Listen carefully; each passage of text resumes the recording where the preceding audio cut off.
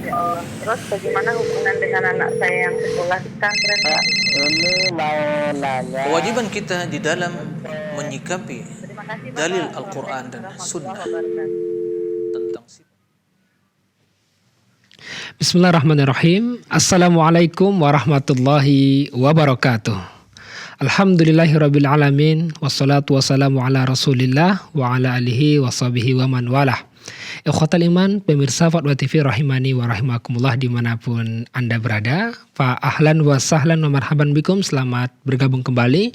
Alhamdulillah senang sekali rasanya bisa kembali menyapa Anda semua dalam live interaktif Fatwa TV dengan tema keimanan, doa dan zikir bersama guru kita Al-Ustadz Dr. Muhammad Nur Ihsan MA Hafizahullahu Ta'ala. Salam dan salam semoga tercurahkan kepada Nabi kita yang mulia, Rasul tercinta Nabi Muhammad Sallallahu Alaihi Wasallam, juga kepada keluarga beliau, para sahabat beliau, serta orang-orang yang istiqamah di atas sunnah beliau di akhir zaman. Allahumma shalli ala Muhammad wa ala ali Muhammad. Ikhwatal iman, pemirsa Fatwa TV rahimani wa rahimakumullah dimanapun Anda berada. Walhamdulillah telah hadir bersama kita pemateri kita pada kesempatan ini, Ustadz Dr. Muhammad Nur Ihsan MA Hafizahullahu Ta'ala, yang merupakan salah satu anggota Dewan Fatwa Perhimpunan Al-Irsyad. Mari kita sapa beliau. Assalamualaikum warahmatullahi wabarakatuh, Ustadz. Waalaikumsalam warahmatullahi wabarakatuh. Gimana kabarnya, Ustadz? Alhamdulillah, sehat walafiat. Alhamdulillah. Jazakumullah khairan atas waktu dan kesempatannya telah hadir bersama kita di sini, yang insyaallah 1 jam ke depan kita bersama-sama istifadah, Ustadz. Barakallahu fikum jami'an. Barakallah. Dan kita doakan juga para pemirsa dimanapun berada dalam keadaan sehat dan lindungan Allah Subhanahu Wa Taala, Ustaz. Nah, itu yang kita harapkan. Allahumma amin. Baik, ikhwatal iman, pemirsa Fatwa TV, live interaktif kita kali ini juga ikut dirilai oleh radio yang tergabung di RTVC atau Asosiasi Radio Televisi Islam Indonesia. Di antaranya Radio Bimbas Yogyakarta, Radio Sahabat Tegal Jawa Tengah, Radio MDFM Probolinggo, kemudian Radio Hang FM Batam, Radio Amuba Pangkal Pinang, Radio Sago FM Sumatera Barat, Radio Gema FM Bontang, Radio Tuah FM Riau, dan Radio Mas FM Sragen. Kita ucapkan terima kasih wa jazakumullah khairan, dan untuk berpartisipasi para pemirsa dan para pendengar dimanapun Anda berada di 033154460087 033154460087. Baik, sebelum kita merespon pertanyaan telah masuk di meja redaksi Fatwa TV, mari kita dengarkan nasihat pembuka dari Ustadz Dr. Muhammad Nur Ihsan selaku pengasuh acara live interaktif kita kali ini. Falyatafaddal mashkura wa ma'jura. Nah.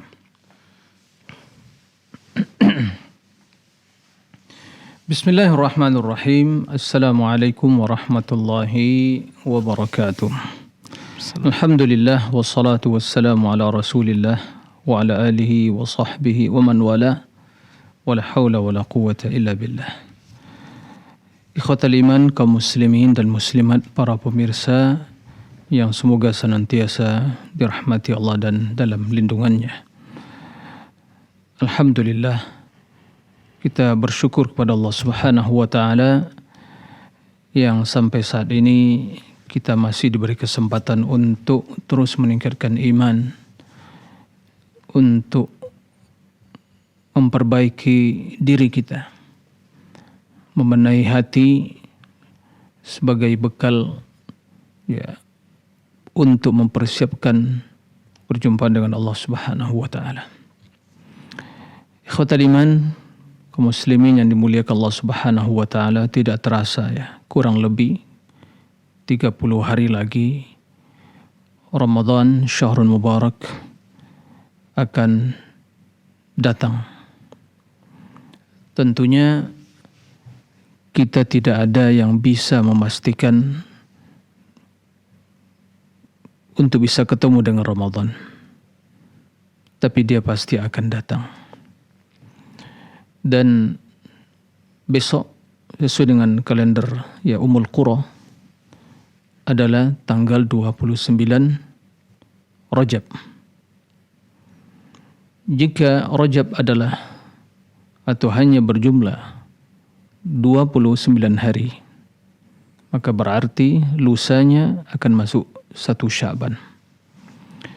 Dalam rangka meneladani Rasul sallallahu alaihi wasallam, di mana beliau alaihi salatu wassalam banyak berpuasa di bulan Sya'ban.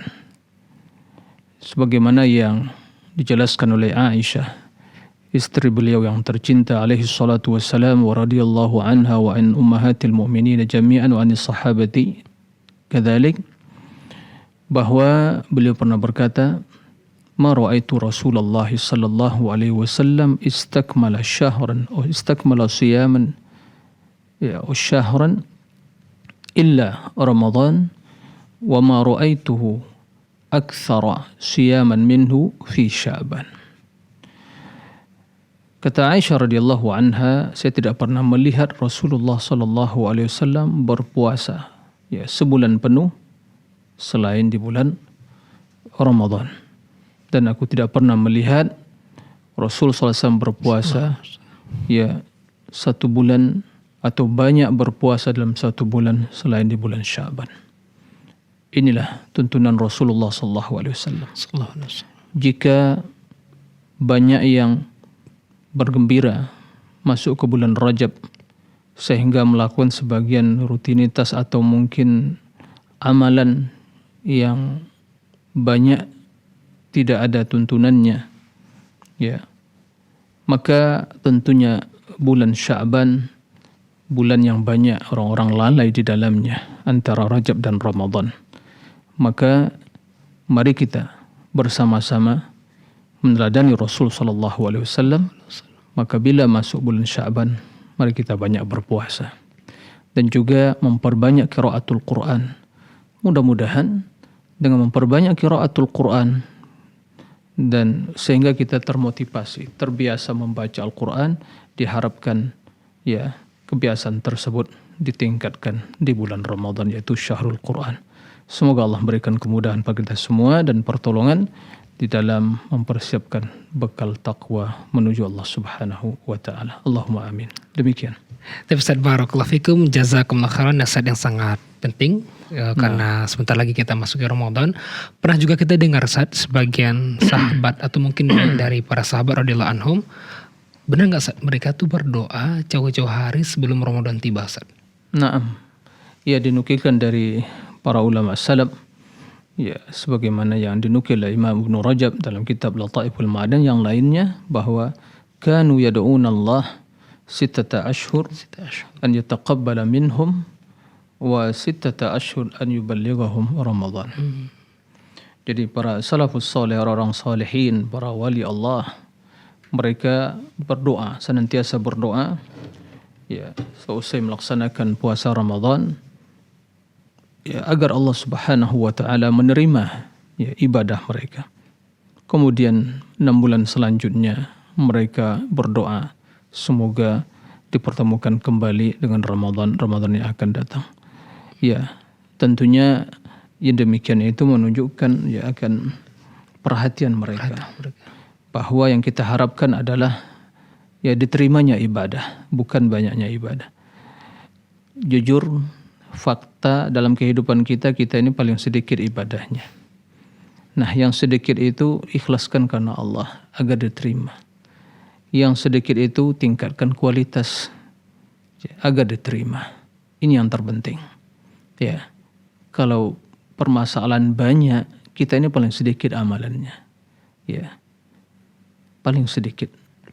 Maka tingkatkan keikhlasan dan juga tingkatkan kualitas ibadah kita. Nah, demikian. Ustaz, barakallahu fikum, jazakumullah khairan. Mungkin terakhir Ustaz, karena berkaitan juga live interaktif kita kali ini tentang keimanan, doa dan zikir. Tadi kan para ulama salaf mereka berdoa. Mungkin ada doa-doa yang bisa kita panjatkan Ustaz untuk menyambut Ramadan atau berdoa agar dipertemukan dengan Ramadan Ustaz. Dalam hal ini secara khusus tidak ada dinukilkan Nabi SAW. Kendati dalam sebagian riwayat Allahumma barik lana fi Rajab atau balighna Sya'ban atau balighna Ramadan, seperti itu. Kendati demikian tentunya terdapat dalam sebagian riwayat, tapi itu juga dikritisi oleh para ulama.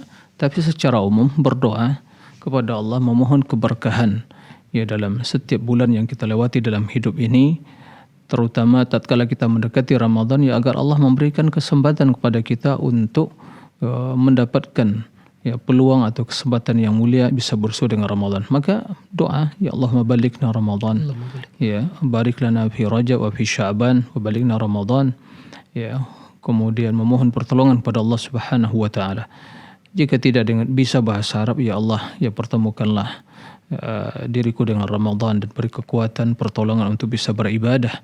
Jadi insya Allah dalam hal ini ya doa dengan bahasa apapun, permohonan agar diberi kesempatan oleh Allah Subhanahu wa taala untuk bisa beribadah dengan memberikan pertolongan, kemudahan, maka itu yang harus kita perbanyak. Nah, ya Ustaz, Assalamualaikum warahmatullahi wabarakatuh Ustaz. Demikian pemirsa nasihat yang sangat penting untuk menghadapi Ramadan yang semoga bisa kita amalkan doa tersebut. Ustaz, izinkan kami bacakan pertanyaan telah masuk. nah, Ini yang pertama dari Nurul Ustaz dari Jawa Barat, Kabupaten Bogor. Ustaz izin bertanya, waktu mustajab berdoa salah satunya antara azan dan iqamah. Apakah wanita yang sholatnya di rumah bisa berdoa di waktu tersebut? Saya pernah diberi penjelasan bahwa berdoa antara azan dan iqamah khusus yang berada di masjid saja. Jadi kalau yang berada di rumah cukup menjawab azan saja. Bagaimana penjelasan yang sebenarnya, Ustaz? nah. Ya, terima kasih. Sesungguhnya ya secara prinsip tidak ada perbedaan di antara kaum lelaki dan wanita dalam ibadah. Itu secara hukum, secara prinsip. Sehingga dalil-dalil yang menjelaskan ya perintah untuk beribadah mencakup perintah untuk semua kaum mukminin dari kalangan lelaki dan wanita. Nah, kecuali dalam hal-hal yang tertentu. Maka dalam hal ini ya, wallahu a'lam, karena ini juga ini perkara yang pasti ada perbedaan di kalangan para ulama, karena dilihat dari konteks hadisnya, ya, bahwa ya, memang terdapat dalam sebagian hadis, ya, baina adzanai da'watun mustajab, ya, di antara dua azan itu ada doa yang mustajab, yaitu antara azan dan iqamah. Nah, sementara kaum wanita tidak wajib untuk datang ke masjid melaksanakan sholat fardu, sholat berjamaah. Nah, maka bagaimana jika kondisi mereka di rumah? Apakah mendapatkan keutamaan tersebut? Seandainya mereka berdoa di antara kedua waktu tersebut, apakah mendapatkan? Wallahu a'lam. Ya, rahmat Allah wasi'. Ya, mudah-mudahan dengan niat ya mendapatkan apa yang dijelaskan Nabi SAW, semoga Allah Subhanahu wa taala ya memberikan kemuliaan dan menerima doa tersebut. Ya, kendati dalam hal ini ya sebagaimana yang pernah saya baca bahwa ulama khilaf ya dalam hal ini. Termasuk juga seorang yang wanita yang sholat di rumah kemudian menunggu waktu sampai terbit matahari, kemudian dia sholat. Nah, terlepas dari perbedaan apakah sholat syuruk itu sahih hadisnya atau tidak, tapi tatkala sebagian ulama ditanya, ya mudah-mudahan bila dia duduk di mushollanya di rumah, kemudian menunggu sampai terbit matahari, kemudian dia sholat, ya mudah-mudahan itu mendapat keutamaannya. Jadi mudah-mudahan ya Allah Subhanahu wa taala berkenan untuk menerima, ya mengabulkan doa kaum mukminin di antara waktu di antara azan dan iqamat tersebut bagi kaum lelaki atau kaum wanita. Nah, wallahu a'lam. Ustaz, barakallahu fikum wa jazakumullah khairan atas jawaban penjelasannya. Demikian yang bertanya semoga bisa dipahami. Berikutnya kita berikan kesempatan penelpon telah terhubung Ustaz bersama kita Mas Fatoni Jember. Assalamualaikum Fatwa TV. Halo, assalamualaikum. Waalaikumsalam warahmatullahi wabarakatuh. Ya, silakan Mas Fatoni. Iya, saya ingin bertanya mengenai penyembuhan penyakit dengan menggunakan doa Ustadz, ruqyah itu Ustadz. Nah, dengan apa? Dengan ruqyah, dengan Ruqyah. ruqyah itu Ustadz. Iya, naam. Iya. Cukup Mas Fatoni? Bukan itu Ustadz. Nah, Yang ditanyakan apa Mas Fatoni ya? itu kan air gitu Ustadz, dibacakan Al-Fatihah misalnya 7 kali. Nah, itu air bersih. Nah, bagaimana kalau misalnya air susu gitu Ustadz, air yang ada campurannya gitu, air susu gitu. Nah, Baik, sudah dipahami Ustaz? iya, nah. Baik, cukup Mas Fatoni? Ya. Baik, ditunggu jawabannya. Terima kasih. Barakallahu fiik. Silakan Ustaz. Ya, terima kasih ya kepada Mas Fatoni ya di Jember, barakallahu fiik. Kalau air udah dicampur susu atau teh atau kopi, itu namanya udah susu atau kopi ya, atau mungkin teh gitu ya. Dan itu untuk minuman yang menyegarkan, menyehatkan ya. Bukan lagi untuk meruqyah. Maka dalam hal ini jika menggunakan media air, ya air yang masih bersih, tidak ada campuran dengan yang lain.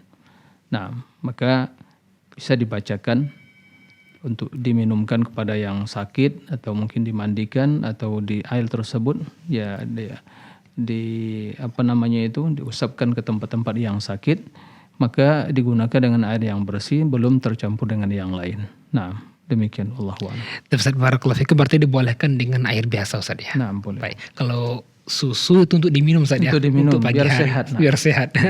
Demikian Mas Fatoni, semoga bisa dipahami barakallahu fik. Baik, kita coba sapa penelpon setia Ustaz. Ibu Rasmini dari Pacitan Ustaz. Assalamualaikum Fatwa TV. Waalaikumsalam warahmatullahi wabarakatuh. Monggo Bu Rasmini. Ya. Assalamualaikum warahmatullahi wabarakatuh, Ustaz. Waalaikumsalam warahmatullahi wabarakatuh.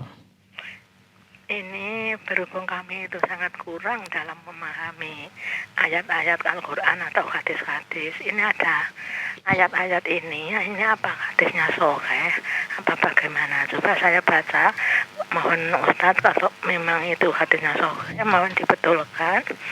Kalau memang ini bukan hadis yang sahih, insya Allah tidak saya mengamalkannya. Baik. Allahumma rayukni hubak wa hubba min wa hubba mayam fanguni hubbu mintak. Allahumma ma rojaketani mimma uhibbu faj'alhu quwwatali fima tuhibbu. Allahumma ma zawaitangani mimma uhibbu faj'alhu farogoli fima tuhibbu. Yang artinya ya Allah, rezekikanlah kepadaku kecintaanmu dan kecintaan orang yang memberiku manfaat kecintaannya di sisimu. Ya Allah, apa yang Engkau rezekikan kepadaku di antara yang aku cintai, maka jadikanlah kekuatan untukku melakukan apa yang Engkau cintai. Ya Allah, dan apa yang Engkau jauhkan dariku di antara apa yang aku cintai, maka jadikanlah kesempatan bagiku untuk melakukan apa yang Engkau cintai. Terima kasih jawabannya. Saya kalau khairan. Baik, barakallah. Jazakallah khairan Ibu Rasmini di Pacitan. Ditunggu jawabannya. Silakan Ustaz. Terima kasih kepada Ibu Rasmini barakallahu fiik atas pertanyaannya.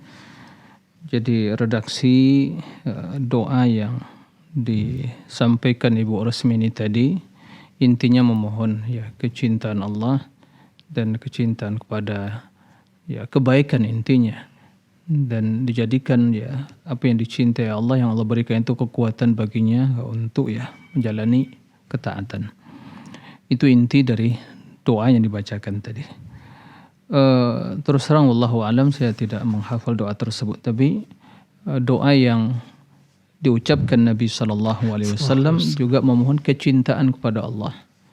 Allahumma inni as'aluka hubbak wa hubba man yuhibbuk wa hubbal amali alladhi yuqarribani ila hubbik. Ya, ini redaksi doa Nabi SAW yang memohon kecintaan kepada Allah, kecintaan kepada orang-orang yang mencintai Allah, dan kecintaan kepada amalan yang mendekatkan diri hamba kepada kecintaan Allah. Allahumma inni as'aluka hubbak. Ya Allah, aku memohon kecintaan kepadamu. Bisa arti kecintaan kita kepada Allah, kita memohon karena kecintaan itu ya bimbingan dari Allah. Atau kecintaan Allah kepada hamba. Tentunya kecintaan Allah kepada hamba lebih utama daripada kecintaan hamba kepada Allah. Taib. Kemudian wahubba man yuhibbuk, mencintai orang-orang yang mencintaimu. Nah, Jadi orang yang beriman, para wali Allah, orang yang beriman dan bertakwa. Karena zaman sekarang ini orang-orang yang baik dibenci, orang-orang yang bejat itu yang disukai, ya. Seperti itu. Itu fakta di zaman sekarang ini. Maka kita memohon kepada Allah mencintai orang yang baik, orang yang taat kepada Allah, orang yang cinta kepada agama Allah, orang yang berilmu, orang yang mengajak pada kebaikan. Naam. Taib. Kemudian wa hubbal amal alladhi yuqarribuni ila hubbi, dan kecintaan kepada amalan yang mendekatkan diri seorang hamba kepada cinta kepada Allah, yang menyebabkan ya atau menjadi sebab untuk meraih kecintaan Allah. Tentu dengan iman, amal soleh, karena begitu akan mendapatkan kecintaan. Nah, ini doa yang tentu ya terdapat dalam hadis Nabi SAW. Adapun yang disampaikan, dibacakan Ibu Rasmi Allah tidak mengetahuinya dan bisa di cross check, tapi sepertinya terlampau berlebihan ya, karena rincian yang sesungguhnya tentu apa yang disampaikan dari hadis Nabi lebih utama redaksinya. Memohon kecintaan kepada Allah, kecintaan kepada orang yang mencintai Allah, kecintaan kepada amalan yang mendekatkan cinta seorang hamba kepada cinta kepada Allah Subhanahu wa taala. Jadi untuk pengganti doa tadi, Bu Rasmini baca redaksi yang saya bacakan tadi. Saya ulangi lagi. Allahumma inni ya as'aluka hubbak wa hubba man yuhibbuk wa hubbal amali alladhi yuqarribuni ila hubbik. Allahumma inni as'aluka hubbak wa hubba man yuhibbuk wa hubbal amali alladhi yuqarribuni ila hubbik. Ya Allah, aku memohon kecintaan kepadamu atau kecintaanmu kepadaku, dan kecintaan kepada orang-orang mencintaimu, dan kecintaan kepada amalan yang akan mendekatkan diriku kepada cintamu.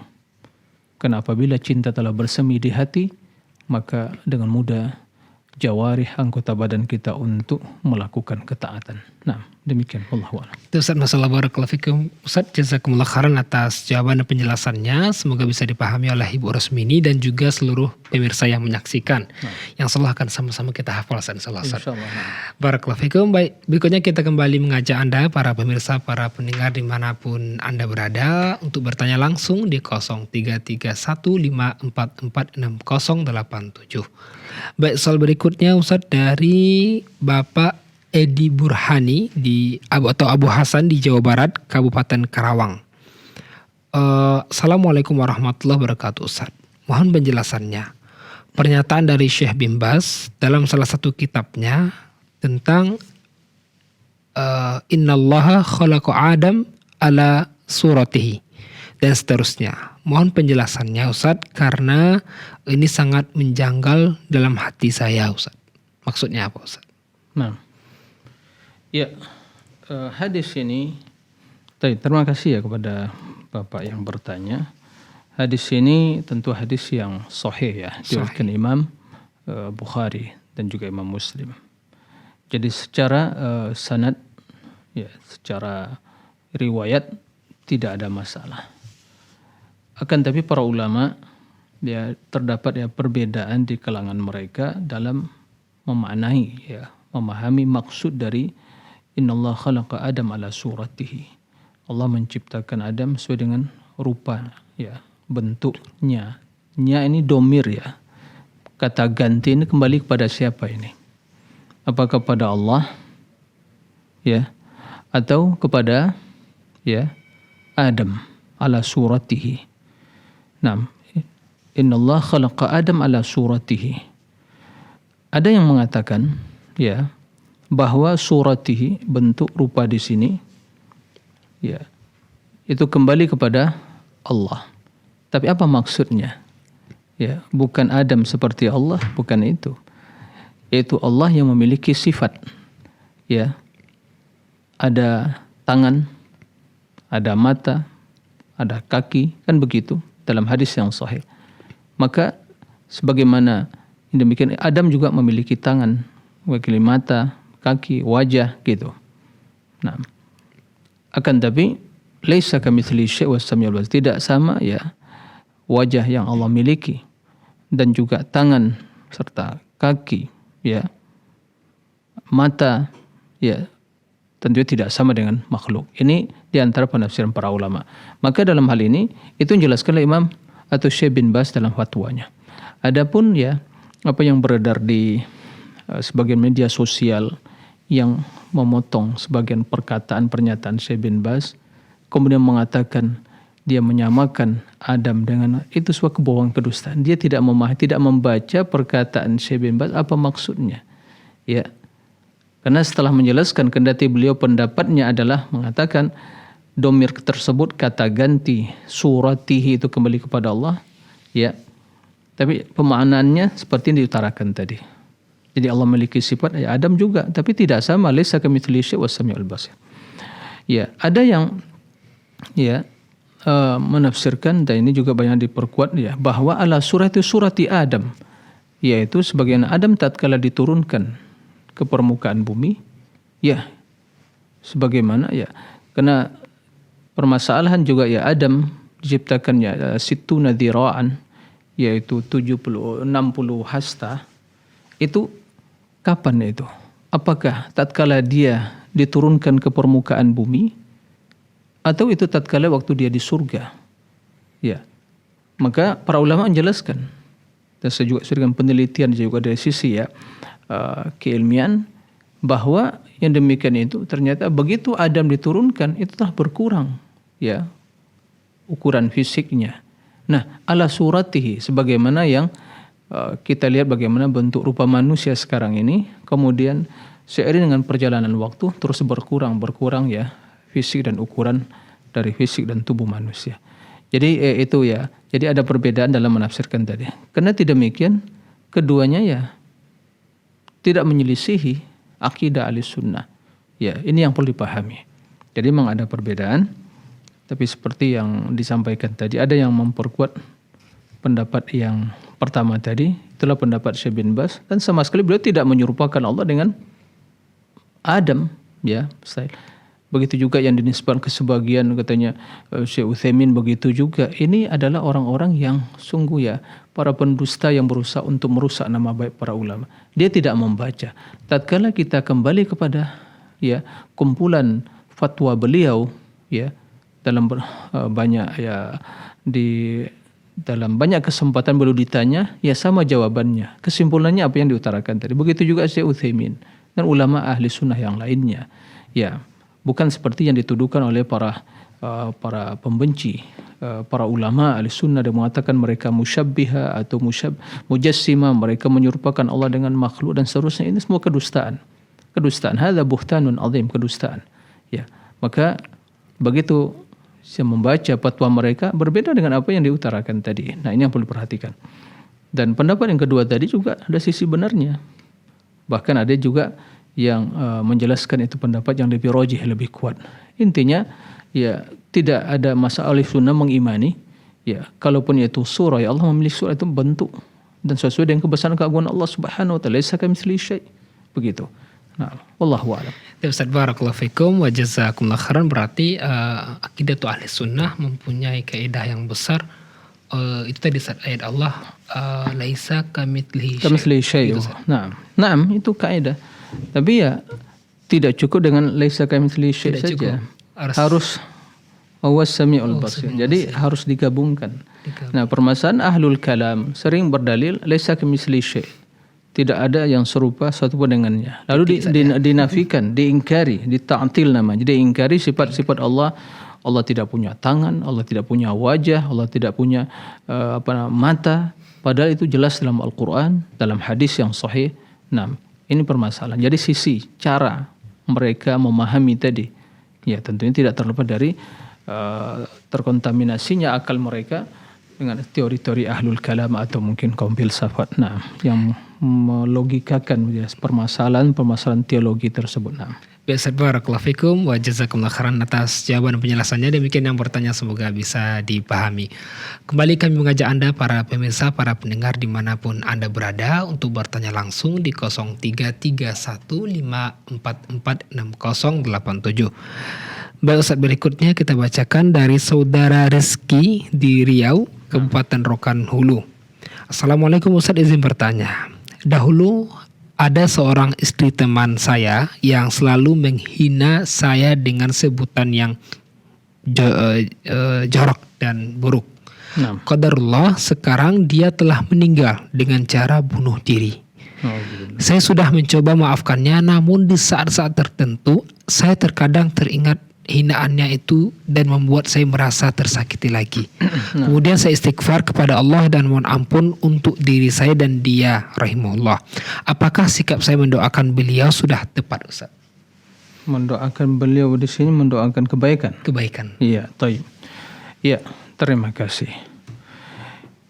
Iya.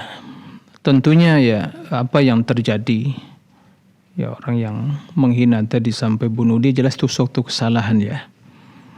Barang siapa yang bunuh dirinya maka dia akan diazab di akhirat nanti dengan senjata yang digunakan untuk membunuh dirinya. Itu termasuk dosa besar tentunya. Adapun ibu yang bertanya tadi bahwa orang yang telah membunuh dirinya, pernah menghinanya dan menyakiti dia, kemudian dimaafkan, dia mendoakan kebaikan bagi, kemudian ya hadir dalam ingatannya, soalnya dia terhina dengan demikian itu. Taib. Maka dalam hal ini untuk apa? Juga memendam ya rasa terhina tersebut dalam diri kita. Itu kembali kepada masalah psikologis kita lagi. Permasalahan telah terjadi dan buktinya apakah betul-betul terhina atau sebagai persepsi saja, perasaan saya terhina. Dan kita mengetahui dalam syariat kita ini ya, orang yang dimuliakan oleh Allah tidak ada seorang pun yang bisa menghinakan dia. Tapi orang yang terhina tidak seorang pun yang bisa memuliakan dia selain Allah Subhanahu wa taala. Wa may yuhinillah falaysa lahu min mukrim. Orang yang dihinakan tidak ada yang bisa memuliakan dia. Jadi intinya apa yang sungguhnya terhina dalam sisi apa? Apakah mengurangi agama saya? Ya, apakah mengurangi rezeki saya? Atau mencelakakan saya karena dia yang akan menyebabkan celaka? Tidak. Maka tidak perlu dipendam hal yang seperti itu. Maka lupakan hal itu. Lupakan hal itu. Kalau memang itu saudara atau mungkin ya selama itu beriman tapi dia mau ya memang tetap dia akan diazab neraka, kan begitu janji Allah, janji Rasulnya. Tapi selama dia beriman maka masih ada hubungan saudara tadi. Maka ya mohon keampunan kepada Allah Subhanahu wa taala. Semoga Allah merahmatinya karena dia telah meninggal dunia. Dan kita yang hidup tidak perlu lagi untuk memendam hal itu. Ya, baik bagi orang yang masih hidup apalagi yang telah meninggal dunia. Maka kita harus ya kembali introspeksi diri. Jangan sampai ya dendam yang seperti itu terus dilestarikan, disebut dalam setiap kondisi dan keadaan. Ya, maka itu jelas hal yang tidak mendatangkan kebaikan. Lebih baik kita mohon doa atau kebaikan atau keampunan bagi saudara yang telah ya mungkin meninggal dalam kondisi yang seperti itu, dan kita untuk senantiasa banyak juga mengintrospeksi diri, ya mohon keampunan kepada Allah. Dan ingat sebagaimana dalam hadis disebutkan wasiat Rasulullah SAW kepada Ibnu Abbas, wa'lam anna al-umma law ijtama'at ala an yadurruka an yanfa'uka bi syai'in lan yanfa'uka illa bi syai'in qad kataballahu lak wa in ijtama'u ala an yadurruka bi syai'in lan yadurruka illa bi syai'in qad kataballahu alaik rufi'atil aqlam wa jaffatis suhuf. Ketahuilah jika manusia semuanya berkumpul untuk ya mencelakakanmu, menghinakanmu, ya, maka mereka tidak akan mampu melakukan kecuali apa yang telah Allah takdirkan akan menimpa dirimu. Dan jika mereka juga berusaha untuk memberikan suatu manfaat bagimu, mereka tidak akan bisa memberikan kebaikan dan manfaat itu. Ya, kecuali apa yang telah ditulis oleh Allah, ditakdirkan oleh Allah untukmu, ya untuk kamu dapatkan. Nah, seperti itu. Karena telah kering tinta menulis takdir dan lembaran ya tempat penulisan takdir tadi juga telah digulung. Jadi tidak ada yang berkurang, tidak ada yang bertambah. Nah, demikian wallahu a'lam. Ustaz barakallahu fikum, syukran jazakallahu khairan atas jawaban dan nasihat yang sangat berharga. Demikian yang bertanya semoga bisa dipahami. Kita coba sapa penelpon dari Riau, Ibu Rosni. Assalamualaikum Fatwa TV. Waalaikumsalam warahmatullahi wabarakatuh. Ya, ada bunyi gangguan. Ya. Silakan Ibu. Ya, assalamualaikum warahmatullahi wabarakatuh. Waalaikumsalam warahmatullahi wabarakatuh. Begini Ustaz, saya punya anak 8. Jadi di antara anak yang 8 tersebut, ada yang tidak cocok ataupun yang dinamakan bermusuhan atau menaruh kebencian antara mereka sama mereka. Dan apakah doa yang akan saya bacakan sebagai orang tua supaya mereka akur, dan bagaimanakah ancaman Allah kepada seorang yang memutuskan silaturahim, apalagi dengan rahimnya. Mohon penjelasannya, Ustaz. Baik, cukup Ibu. Oh, ya. Baik, terima kasih Ibu Rosni di Riau. Jazakallah khairan, barakallahu fiik. Silakan Ustaz. Terima kasih kepada Ibu Rosni di Riau. Barakallahu fiik atas pertanyaan. Ya, saya berdoa semoga Allah Subhanahu wa taala memberkahi 8 orang anak Ibu, tentunya orang tua, dan juga memberkahi semua ya keluarga kaum muslimin di mana saja berada. Suatu ya nikmat yang Allah berikan kepada Ibu memiliki 8 orang. Ya. Dan hendaklah senantiasa berdoa kepada Allah, keberkahan mereka, kesolehan mereka, kebaikan mereka ya dunia dan akhirat. Dan sesungguhnya apa yang terjadi di antara anak-anak tersebut ya terkadang hal yang manusiawi.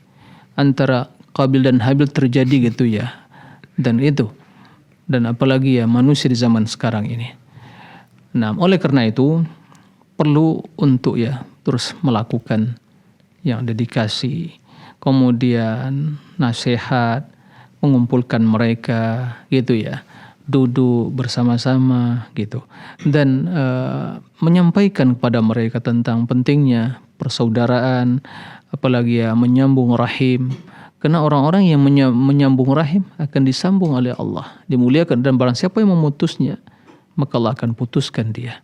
Sehingga rahim ya pada hari kiamat itu akan berkata kepada Allah ya bahwa meminta pada Allah agar memutuskan orang-orang yang dulu memutuskan dia di dunia. Maka Allah berjanji akan menghinakan orang yang seperti itu. Kemudian yang menyambung rahim tersebut adalah orang yang selalu menyambung, bukan orang yang membalas kebaikan saudaranya yang lain. Maka al-wasil man wasala ma qata'ahu Allah. Yang menyambung rahim tersebut adalah orang yang menyambung kendati saudara yang lain memutus. Itu harus ditanamkan. Nah, dan jika kaum mukminin bersaudara, apalagi orang-orang yang beriman yang memiliki ya hubungan, yaitu tali kerabat, yaitu nasab. Ya, seperti itu. Maka ini harus. Kemudian ya kita harus introspeksi juga orang tua. Kenapa? Mungkin ada dari mungkin sikap kita, mungkin hal-hal yang mungkin bisa menanamkan kebencian atau hasad saling hasad di antara mereka. Mungkin selama pernah mungkin sebelumnya mungkin kurang ya berlaku adil di antara mereka, sehingga muncul mungkin satu sama lain rasa tidak senang begitu ya. Tapi intinya selalu berdoa kepada Allah, dan harus ada ya pertemuan keluarga, komunikasi, berinteraksi, apalagi zaman sekarang ini ya dengan berbagai media yang sangat dimudahkan. Nah, oleh karena itu ini tanamkan. Ingat bahwa menyambung itu wajib.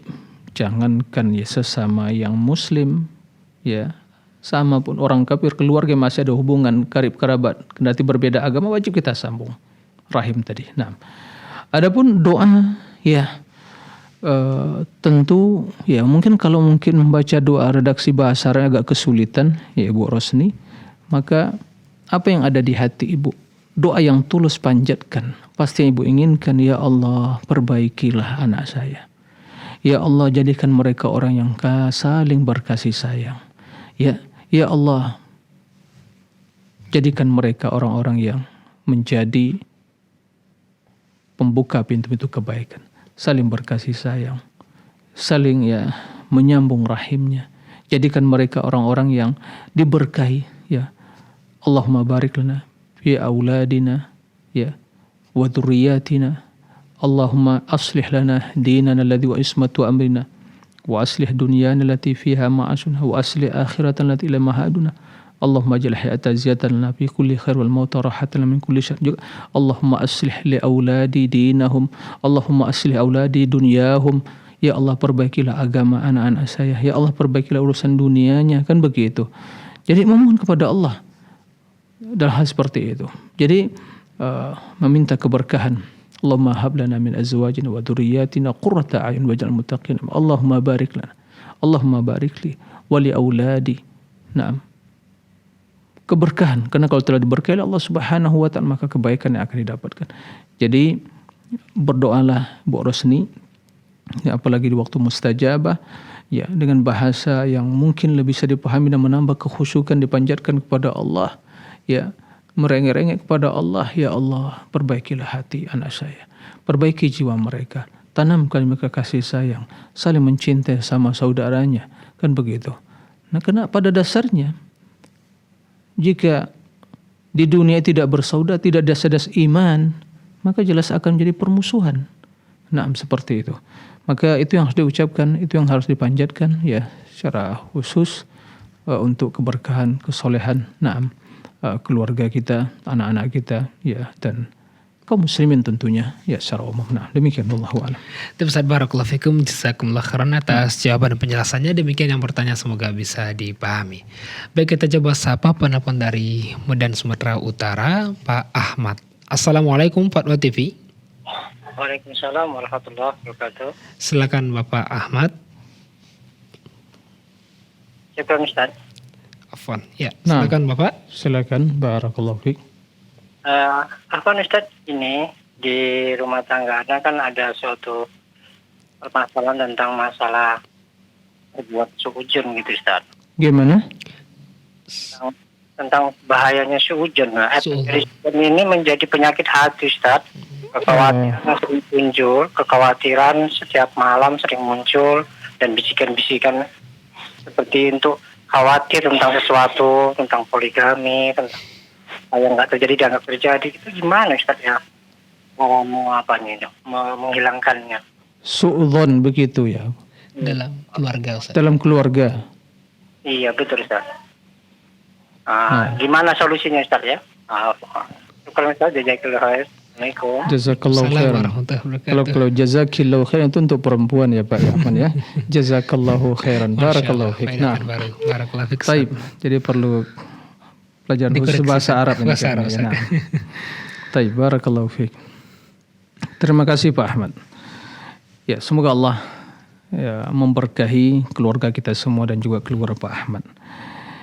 Ya, memang dalam hidup ini kalau ya kita mendekatkan diri kepada Allah dan kejujuran, ya, maka insya Allah akan diberkahi. Permasalahan munculnya persepsi negatif atau lagi su'udzon, apalagi disebutkan masalah poligami, ini hal masalah yang sensitif ya. Memang yang tidak ada namanya perempuan yang suka dijadikan madu gitu ya, dimadu. Nah seperti itu, kendati madu itu manis ya, tapi nggak ada yang mau dimadu, kan begitu ya. Kecuali orang-orang yang betul-betul memahami bahwa ini adalah syariat Allah, dan juga orang-orang yang lelaki yang adil, ya betul-betul adil, ya landasannya jelas, tujuannya jelas gitu, orang yang adil, nah dan orang yang siap dengan segala konsekuensi dan risikonya.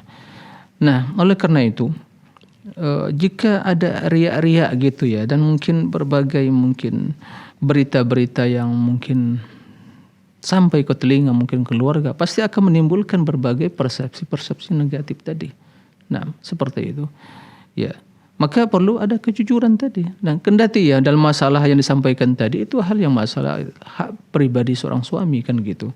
Kendati secara hukuman tidak ada secara hukum agama tidak ada ya kewajiban untuk izin.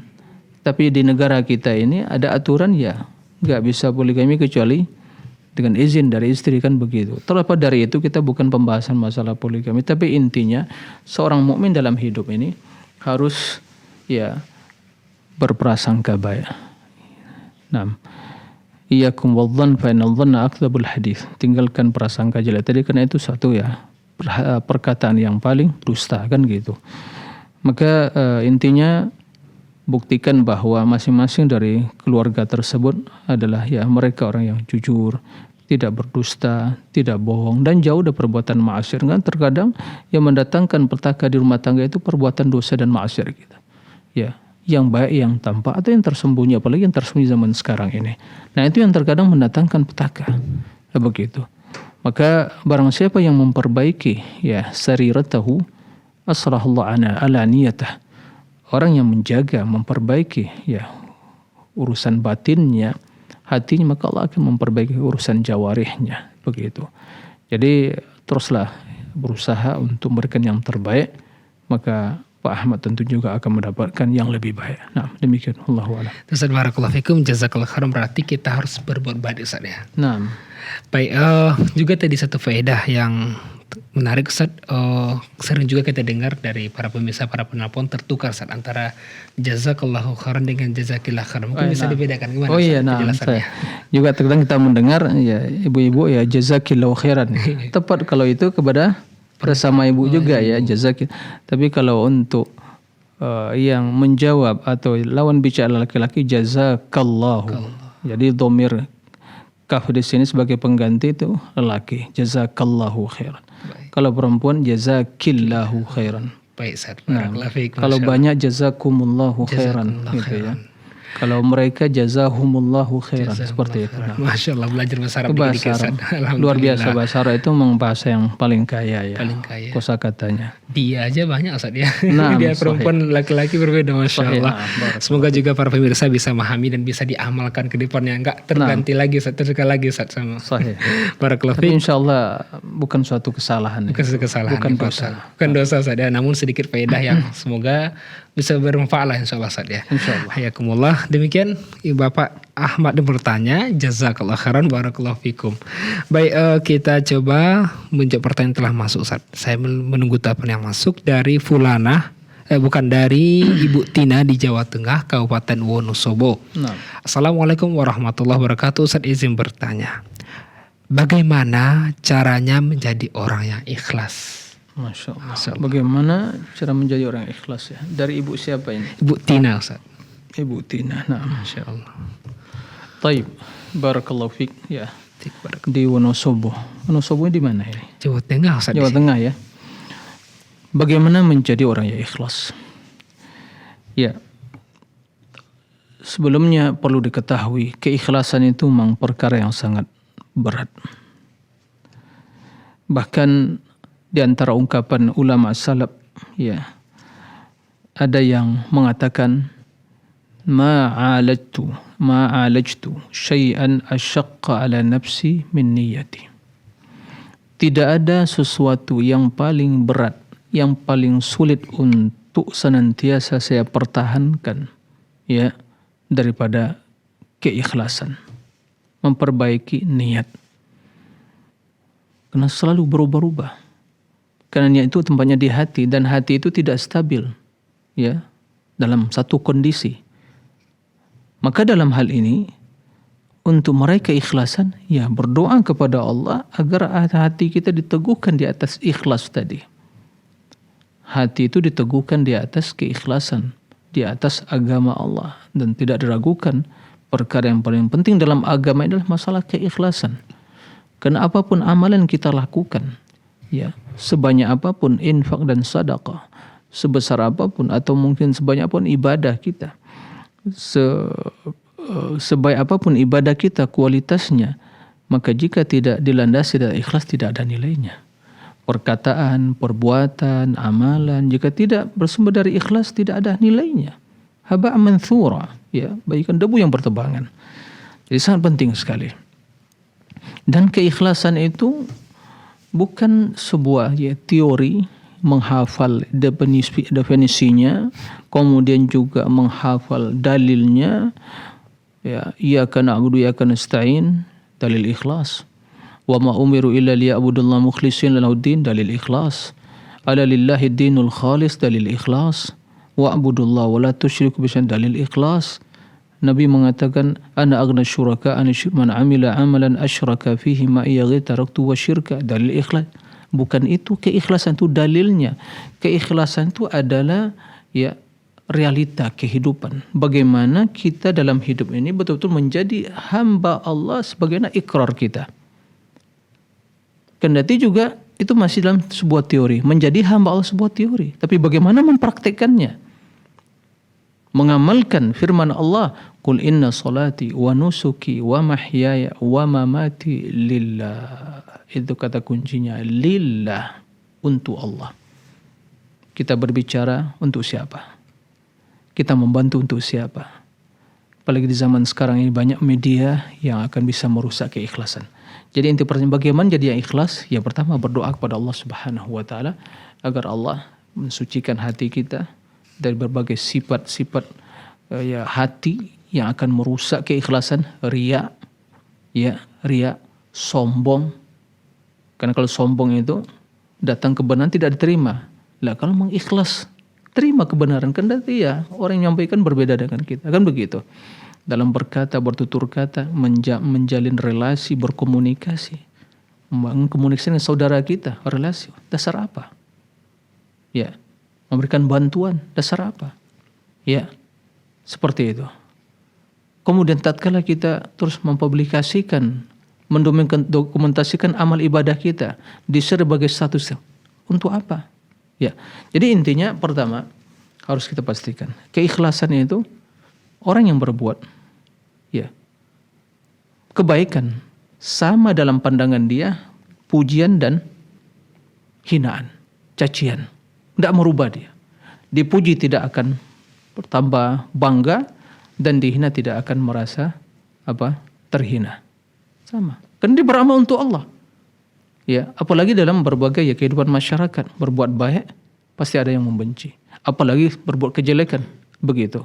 Maka jadikan berbuat baik untuk Allah.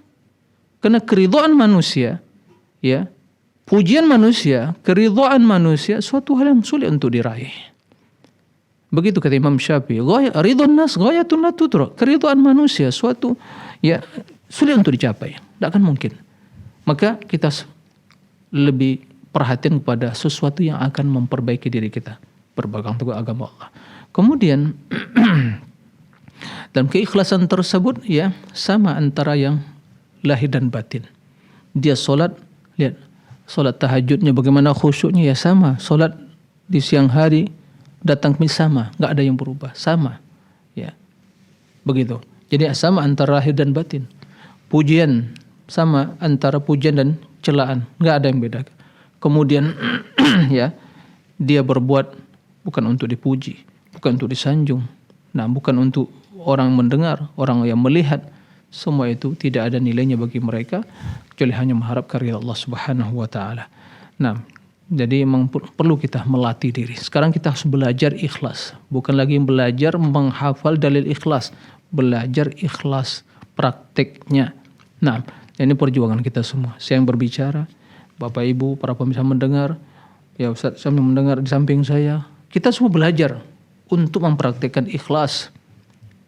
Ini semoga Allah berikan keikhlasan dan memperbaiki hati dan jiwa raga kita semua. Demikian. Allahumma amin. Masyaallah, barakallahu fikum Ustaz. Jazakallahu khairan. Semoga bermanfaat bagi kita semua jawabannya dan kepada penanya. Terakhir mungkin Ustaz dengan singkat karena waktu batasi kita. Pertanyaan terakhir dari Fulana DKI Jakarta. Ustaz, berarti misal kita sedang sakit biasa atau sakit keras, apakah itu pertanda efek dari dosa kita? Ya, tidak mesti mutlak tidak seperti mesti. Itu ya. Karena kita perlu mengetahui bahwa Allah itu kadang menguji hambanya karena cinta. Cinta. Jadi innallaha idza ahabba 'abdan ibtalah. Allah apabila mencintai seorang hamba diuji dan bermacam ujian tersebut. Ya sakit hal yang Allah takdirkan. Tapi ingat, bila seseorang mengetahui dari dirinya dia mudah-mudahan berbuat dosa dan maksiat, kemudian diuji oleh Allah, maka dia perlu introspeksi dan sadar. Ini teguran dari Allah. Selama ini diberikan nikmatan, diberi berbagai kelapangan rezeki, kekuatan, kesehatan, tidak dimanfaatkan. Ditegur oleh Allah, ya sekarang kamu harus sadar, ya kamu hamba Allah, tidak bisa semena-mena berbuat, ya maka sadar. Maka dalam kondisi seperti itu boleh jadi akan menjadi titik awal dari perjalanan hidup yang mulia. Dia sadar, mendekatkan dia kepada Allah. Dan jadi kalau itu orang yang beriman, orang yang soleh, yang taat, ya Allah berikan cobaan seperti itu, ya untuk meningkatkan kualitas imannya, meningkatkan derajatnya di sisi Allah Subhanahu wa taala. Tapi tatkala orang yang jauh dari Allah, ya sholat tidak mau sholat, ya kemudian bau puasa, perkataan ya kotor, lisannya ya jorok kan begitu dan seterusnya. Kemudian berzolim, mengganggu orang dan seterusnya, fitnah di dunia maya, dunia nyata, kerjanya seperti itu. Diuji oleh Allah, ya boleh jadi itu adalah ujian untuk menegur dia karena dosa-dosa dia. Nah, seperti itu. Barakallahu fikum Ustaz, jazakallah khairan. Juga akhir-akhir ini gempa terjadi yang semoga menjadi teguran bagi kita Ustaz ya. Ya itu kan ya kejadian alam ya. Memang kita melihat ya semua itu ya tidak bisa kita artian ya itu menimpa mereka, kita masih jauh gitu ya, kita merasa aman enggak. Ya emang apa yang terjadi bila itu kaum muslimin dan mereka yang taat soleh, ya jadi kafarah bagi mereka. Ya, tapi bila yang menimpa atau yang tertimpa atau mendapatkan musibah tersebut ya adalah orang yang jauh dari Allah, berbuat syirik, bermaksiat dan dosa, ini jelas ya merupakan bentuk dari azab bagi orang yang seperti itu. Ya kita memohon kepada Allah semoga saudara-saudara kita di Pasaman Barat dan Sumatera Barat ya dan yang sekitarnya ya mendapatkan ya pertolongan dari Allah, kemudahan dan semoga diberikan ketabahan ya. Mereka yang sakit segera sembuh, yang mungkin mereka yang wafat disebabkan kejadian demikian itu semoga Allah merahmati mereka, mengampuni dosa-dosanya dan semua kaum muslimin di sana untuk ya memperlihatkan itu saudara kita. Mari kita bersama-sama memberikan donasi apa yang bisa kita bantu ya dari berbagai sisi. Nah, ini yang harus kita mendoakan. Karena kaum mukminin apabila mendapatkan kaum yang lain ya mendapatkan kesulitan atau cobaan dan ujian, mereka terasa sakit juga, meringankan beban sama saudara kita. Mendoakan begitu. Ya, semoga ini mengingatkan kita semua, kita ini adalah hamba Allah. Tidak ada apa-apanya. Sangat mudah bagi Allah. Sangat mudah bagi Allah menghancurkan ya suatu daerah, suatu negara. Sangat mudah bagi Allah. Lalu apa yang kita pertontonkan selama kesombongan, saling permusuhan, lapor sana, lapor sini, ya. Menfitnah sana, fitnah sini, potong-potong kajian video, kemudian disebarkan, dipiralkan, jadi fitnah, ini lapor seterusnya. Sibuk masyarakat seperti itu. Kapan kita negara untuk mengintrospeksi diri? Apakah permusuhan yang dipertontonkan kepada anak-anak kita, cucu-cucu kita nantinya, salah ini lapor sana, ini lapor sana, ribut. Kapan kita akan menjadi lebih dewasa dalam bernegara ini? Maka ingat ya, kita ini tidak ada apa-apanya. Bila Allah ingin menghancurkan suatu kaum dengan mudah bagi Allah Subhanahu wa taala. Semoga Allah merahmati kita semua. Demikian wallahu a'lam. Ustaz, masyaallah, barakallahu fikum, jazakumullah khairan Ustaz, karena waktu membatasi kita Ustaz. Nasihat yang sangat berharga dan bermanfaat yang semoga bisa meneguhkan hati kita semua dan kaum muslimin dimanapun Anda berada. Terima kasih Ustaz, barakallahu fikum, jazakumullah khairan atas waktu dan ilmunya Ustaz. Semoga bisa kita amalkan semua faedah yang kita dapatkan pada kesempatan kali ini. Demikian pemirsa pendengar dimanapun Anda berada yang dapat kami sajikan pada kesempatan ini, dan terus saksikan acara live interaktif Fatwa TV setiap hari Senin hingga Jumat setiap pekannya. Dan untuk mendapatkan informasi kegiatan Dewan Fatwa Perhimpunan Al-Irsyad dan juga Fatwa TV, Anda dapat akses di website kami www.dewanfatwa.com. Sukron, jazakumullah khairan atas kebersamaan semua. Kita tutup dengan baca doa kafaratul majlis. Subhanakallahumma bihamdika asyhadu an la ilaha illa anta astaghfiruka wa atubu ilaik. Wassalamualaikum warahmatullahi wabarakatuh. Ya Allah, terus bagaimana hubungan dengan anak saya yang sekolah di pesantren? Ini mau nanya. Kewajiban kita di dalam menyikapi dalil Al-Quran dan Sunnah tentang sifat